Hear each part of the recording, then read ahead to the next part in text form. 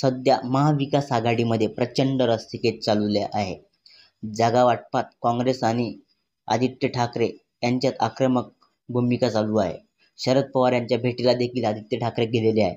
विधानसभा निवडणुकीची आचारसंहिता पुढील काही दिवसात जाहीर होण्याची शक्यता असल्याने राजकीय पक्षांमध्ये जागा वाटपाची बोलणी अंतिम टप्प्यात आल्याचे चित्र दिसून येत आहे।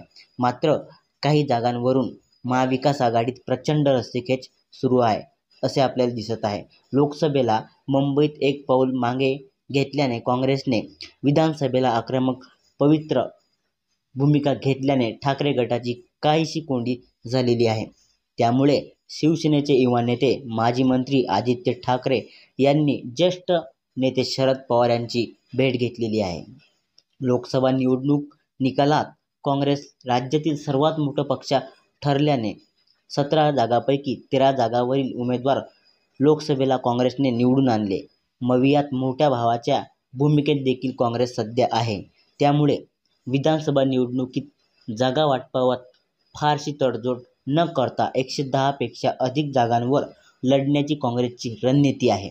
तसेच मुंबईत देखील जास्तीत जास्त जागा लढण्याची काँग्रेसची तयारी आहे।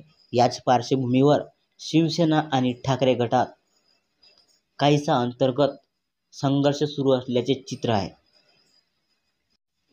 याच कारणासाठी आदित्य ठाकरे यांनी शरद पवार यांची भेट घेतलेली आहे। मुंबईत 10 ते 12 जागांवर ठाकरे गट आणि काँग्रेसमध्ये जोरदार रस्सीखेच दिसून येत आहे।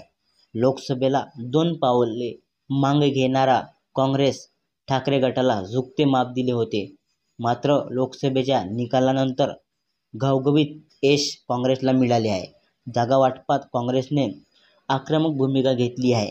शरद पवारांनी काँग्रेस आणि ठाकरे गटात मध्यस्थी करावी अशी विनंती आदित्य ठाकरे यांनी केल्याचे समजत आहे।